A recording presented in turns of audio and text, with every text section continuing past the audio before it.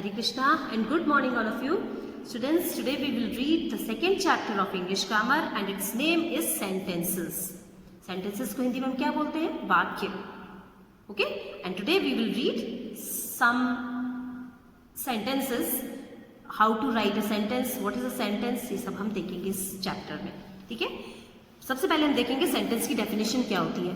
A sentence is a group of words that is a complete meaning. इसमें यहाँ पर दिया हुआ है कि sentence is a group of words. Sentence एक वर्ड्स का एक ग्रुप होता है that has a complete meaning, जिसका एक कंप्लीट मीनिंग निकलना चाहिए.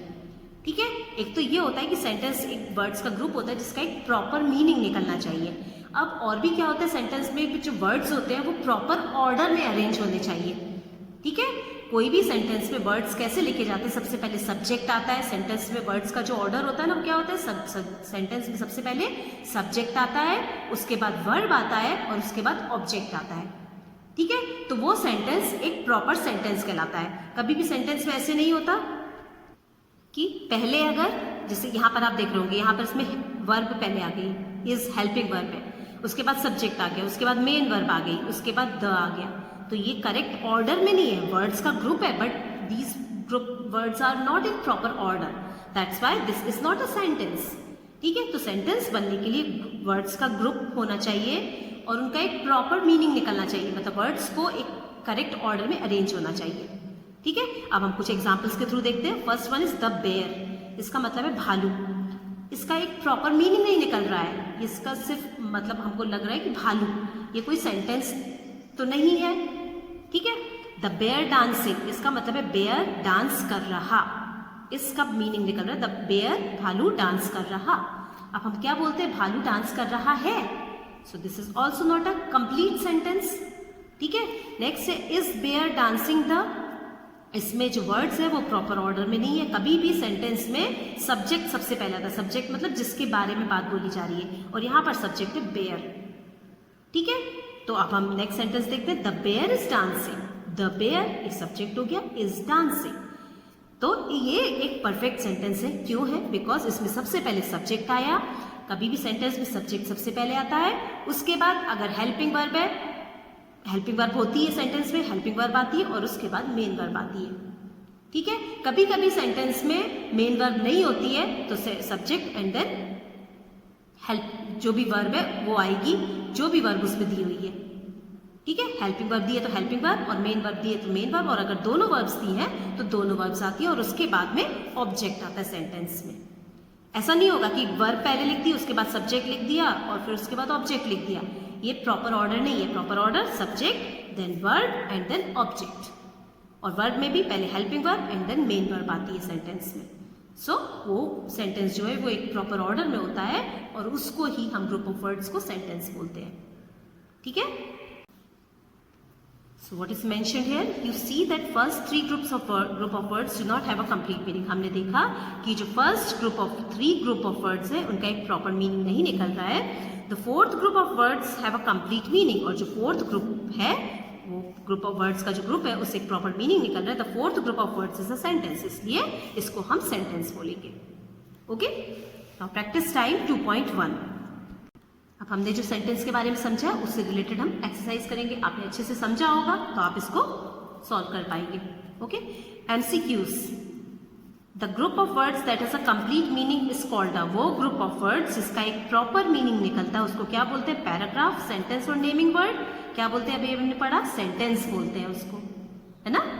उसके बाद second, Ram is playing football. This is a, Ram is playing football, Ram football खेल रहा है. ये क्या है? सेंटेंस है, ग्रुप ऑफ वर्ड्स है, ये नाउन है. क्या है ये? सिर्फ नाउन है क्या ये? नहीं, सिर्फ हम नाउन नहीं बोल सकते इसको. ग्रुप सेंटेंस तो है ये. Group of words, group of words क्या होता है कि वर्ड्स का ग्रुप, कैसे भी वर्ड्स अरेंज हो उसको हम वर्ड्स का ग्रुप बोल सकते हैं. मतलब कि अगर इज पहले हो सकता था, इज राम प्लेइंग फुटबॉल, नहीं इस तरह से भी, जैसे मान लीजिए प्लेइंग इज राम फुटबॉल, तो ये वर्ड्स का ग्रुप है बट वर्ड्स के ग्रुप को प्रॉपर ऑर्डर में अरेंज है ये वाला वर्ड का group. That's why this is a sentence, not only a group of words, not only group of words. Okay, this is a sentence, complete sentence. So हम sentence पर टिक करेंगे. Clear? उसके बाद अब नेक्स्ट देखते हैं हम exercise. Put a tick against those group of words which are sentences, put a cross against those which are not. अब हमको करेक्ट सेंटेंस के आगे राइट टिक करना है, और जो रॉन्ग जो सेंटेंस नहीं है उसके अगेंस्ट में हमको रॉन्ग टिक करना है। ओके, सबसे पहले हम देखेंगे अ bird, is this a sentence, is this a complete sentence, इससे कोई प्रॉपर मीनिंग निकल रहा है क्या? नहीं, ये कंप्लीट सेंटेंस नहीं है, सो हम इसको रॉन्ग टिक करेंगे। ठीक है, इसमें किसी भी सेंटेंस को कंप्लीट होने के लिए क्या बताया था मैंने कि उसमें सब्जेक्ट और वर्ब और ऑब्जेक्ट इनका होना जरूरी होता है। कभी कभी ऑब्जेक्ट नहीं भी होता है, सेंटेंस सब्जेक्ट एंड वर्ब से ही सेंटेंस कंप्लीट हो जाता है। तो यहाँ पर तो सिर्फ सब्जेक्ट दिया हुआ है, so this is not a sentence. ठीक है, ऑन द फैन, अब इसका क्या मतलब? ऑन द फैन मतलब वो पंखे पर, फैन पर। सो क्या फैन पर? यहाँ पर सब्जेक्ट तो है ही नहीं, फैन पर क्या है? सब्जेक्ट नहीं है, so this is also not a sentence, है ना? सो हम इस पर भी रॉन्ग टिक कर देंगे। Next, a bird is sitting on the fan, a bird is sitting on the fan, as you can see in the picture there is a bird and it is sitting on the fan. So here subject is a bird, is helping verb, sitting is the main verb, on the fan this is an object, so this is a proper sentence and we will take it right. Now next one, eating noodles, eating noodles का मतलब है noodles खा रहे, इसका भी कोई proper meaning नहीं निकल रहा है, इसमें सब्जेक्ट ही नहीं है इस सेंटेंस में, so this is also not a complete sentence. Okay, they eating noodles, way noodles खा रहे, इसका हिंदी में मीनिंग है वे नूडल्स खा रहे। हम ऐसे बोलते हैं क्या? हम कैसे बोलते हैं? वे नूडल्स खा रहे हैं। यहां पर दे आर ईटिंग नूडल्स होना चाहिए था, यहां पर आर नहीं है, सो ये भी एक प्रॉपर सेंटेंस नहीं है। ठीक है, तो हम इसको भी रॉन्ग टिक करेंगे। नेक्स्ट देखते हैं, दे आर ईटिंग नूडल्स, अब इसका हिंदी में मीनिंग क्या निकल रहा है? वे नूडल्स खा रहे हैं, आर मतलब है, वे नूडल्स खा रहे हैं। इससे आपको पूरा प्रॉपर एक मीनिंग निकल रहा है और वर्ड्स भी प्रॉपर ऑर्डर में अरेंज है। इधर आप देख रहे होंगे दे सब्जेक्ट है, मैंने बताया था सब्जेक्ट सेंटेंस में सबसे पहले आता है। सब्जेक्ट कोई भी नाउन या प्रोनाउन कुछ भी हो सकता है सब्जेक्ट। ठीक है, उसके बाद हेल्पिंग वर्ब, सब्जेक्ट के बाद helping verb, then main verb. अब हेल्पिंग वर्ब और मेन वर्ब क्या होती है स्टूडेंट्स? मेन वर्ब जो होती है जिससे हमको एक्शन का पता लगता है। एक्शन मतलब कि वर्ब क्या होता है? वर्ब एक्शन वर्ड्स होते हैं, वर्ब उनको बोलते हैं, all action words are called verbs. जिन वर्ड से हमको ये पता लगता है कि कोई एक्शन हो रहा है तो उनको हम एक्शन वर्ड्स या वर्ब बोलते हैं। ठीक है, अब आर का मतलब होता है, ये आर हेल्पिंग वर्ब कहलाती है जो कि मेन वर्ब को हेल्प कर रही है उसको पूरा मीनिंग देने के लिए। जैसे हमने यहाँ पर देखा, अगर जब आर नहीं था यहाँ पर जब, तो इसका मीनिंग निकल रहा था दे ईटिंग नूडल्स, वे नूडल्स खा रहे, जबकि होना चाहिए वे नूडल्स खा रहे हैं, ऐसा होना चाहिए ना। तो है जो है वो आर से कंप्लीट होगा, है होने के लिए आर होना चाहिए सेंटेंस में, तो यहाँ पर आर नहीं था इसलिए ये सेंटेंस कंप्लीट सेंटेंस नहीं है। ठीक है, अब यहाँ पर है दे आर ईटिंग नूडल्स, तो वे नूडल्स खा रहे हैं, तो आर जो है वो ईटिंग को कंप्लीट मीनिंग दे रही है, सेंटेंस को पूरा मीनिंग दे रही है आर हेल्पिंग वर्ब, और ईटिंग मेन वर्ब है, मेन वर्ब जिससे हमको एक्शन का पता लगता है। एक्शन का पता हमको हेल्पिंग वर्ब से नहीं लगता है, एक्शन का पता लगता है हमको मेन वर्ब से। एक्शन मतलब हम क्या काम कर रहे हैं, तो इस सेंटेंस में क्या एक्शन हो रहा है? खाने का एक्शन हो रहा है, ईटिंग का एक्शन हो रहा है।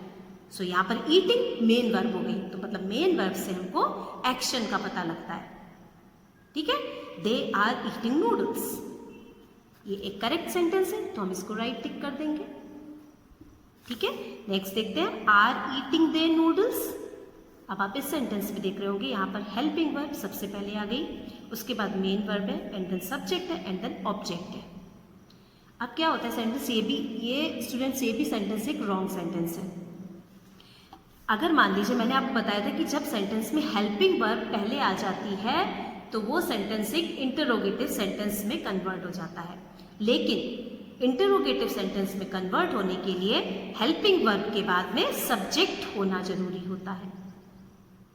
अगर इंटरोगेटिव सेंटेंस मीन्स प्रश्नवाचक वाक्य, अगर प्रश्नवाचक वाक्य है तो उसमें सबसे पहले हेल्पिंग वर्ब और उसके बाद आएगा सब्जेक्ट। तो क्वेश्चन बनता आर दे ईटिंग नूडल्स, ये एक इंटरोगेटिव सेंटेंस बन जाता, क्वेश्चन प्रश्नवाचक वाक्य बन जाता। लेकिन इसमें तो आर के बाद हेल्प मेन वर्ब दिया हुआ है इसमें, तो ये एक रॉन्ग हो गया सेंटेंस।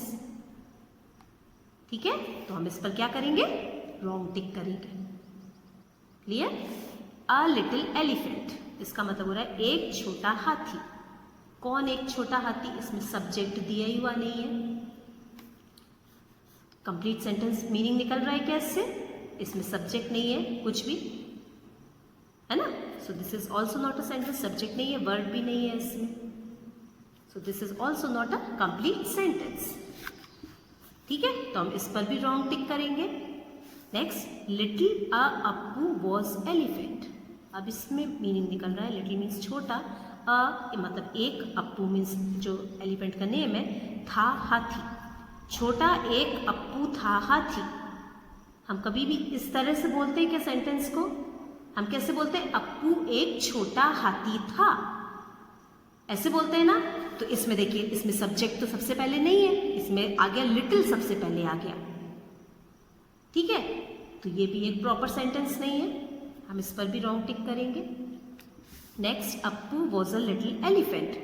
अप्पू एक छोटा हाथी था। अब यहाँ पर आप देख रहे हो कि यहाँ पर सब्जेक्ट आया, उसके बाद वर्ब जो थी, हेल्पिंग वर्ब है इसमें सिर्फ, तो यहाँ पर हेल्पिंग वर्ब आ गई। अ लिटिल एलिफेंट, ये एक ऑब्जेक्ट हो गया। और ऑब्जेक्ट भी जो होता है ना स्टूडेंट्स, वो नाउन या प्रोनाउन ही होता है। ठीक है, जैसे सब्जेक्ट नाउन या प्रोनाउन हो सकता है, तो ऑब्जेक्ट भी नाउन या प्रोनाउन ही होता है, इनके अलावा और कुछ नहीं होता। वर्ब नहीं होती, ऑब्जेक्ट का मतलब होता है नाउन या प्रोनाउन। ठीक है, तो Appu was a little elephant, यहाँ पर सब्जेक्ट हो गई, उसके बाद हेल्पिंग वर्ब आ गई, अ लिटिल एलिफेंट। यहाँ पर एलिफेंट एक ऑब्जेक्ट हो गया और लिटिल उसकी एडजेक्टिव हो गया। कैसा हाथी है? वो छोटा हाथी है। एलिफेंट को क्वालिफाई कर रहा है लिटिल। लिटिल वर्ड से हमको एलिफेंट की क्वालिटी पता पड़ रही है, that's why this is an adjective. ठीक है, so this is a proper sentence, इसका एक प्रॉपर मीनिंग निकल रहा है, words are in their proper order, that's why this is a complete sentence. So हम इस पर राइट टिक करेंगे। ठीक है, तो ये स्टूडेंट्स, जैसे हमने ये समझा कि सेंटेंस प्रॉपर क्या होता है, हम कैसे समझेंगे कि वो सेंटेंस है कि नहीं है। ठीक है, तो आप इस वीडियो को अच्छे से देखकर और अच्छे से समझिएगा कि सेंटेंस क्या होता है, कौन सा सेंटेंस है, कौन सा सेंटेंस नहीं है। Okay, next exercise of this lesson we will do in next class. That's all for today. Thank you all of you and take care.